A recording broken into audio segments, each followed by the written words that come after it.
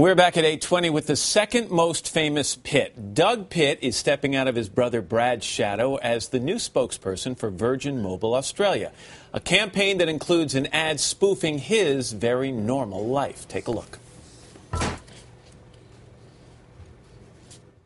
This is Doug Pitt, the second most famous Pitt in his family. Well, hello everyone. My name's Doug Pitt and welcome to my home. Come on inside. Let me take you for a tour. This is my man room. Family doesn't have my appreciation for 70s classic rock. This baby right here, it scans, it prints, it faxes. 1200 DPI, black and white. I'm gonna upgrade to the color, but for right now, this baby gets it done. What I like about this car, look at it. It's sporty, it's stylish, it's me.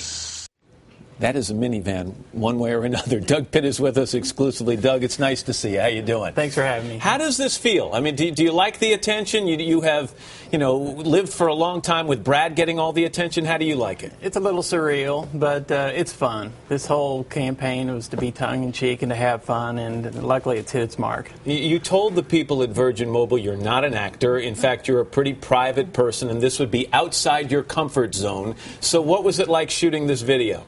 They took a big chance. They had no idea. And honestly, I thought it would just play in Australia. So when this hit, I told nobody, employees, friends. So all of a sudden I started getting calls and I panicked. I called Virgin Mobile Australia and I said, hey, what's going on? But no, I'm thrilled with the response. I think 1 million plus on the trailer there, so it's been fun. Most of it is accurate. I mean, you are a very normal guy. Sure you run a family computer business. You're a philanthropist as well. But is everything in this accurate? I mean, was that your actual home? No, it wasn't my home. I don't mow much. I'm a terrible cook. I've got a man room. But, you do have a man room? I do have a man room, but again, it was tongue-in-cheek, and we were to have fun, and did. Did you call Brad? Because obviously, if you're the second most famous Pitt, did you have to ask permission? Brad, is it okay if I go out there and do this? Again, he's been in this game 25 years, and I've never stepped in. And so when this came along, the timing was fun. I thought what Virgin Mobile Australia came up with was creative. So I did call him and just said, hey, what do you think? And he was like, do it. It sounds great. And then did he get to see the finished product? He did. I was out riding my bike, and I stopped, got a text, and it just said, hey, just saw it. Hilarious. So I was pleased. There's obviously a resemblance between you and Brad, but I understand that when you're out on the street, you get stopped and people think you're another actor. Early on, the first 10, 15 years, it was Val Kilmer. I never look like Val I never Kilmer. heard Brad Pitt You do. thing. And really, it's just when I kind of turned in my 40s that all of a sudden the Brad thing came up a little bit more. So you're married, you've got 3 kids, and yet do. I understand there isn't a week that goes by that you don't have what would be called a couple of Brad Pitt moments. I do. What do people come up? What do they want to know? What do they ask you?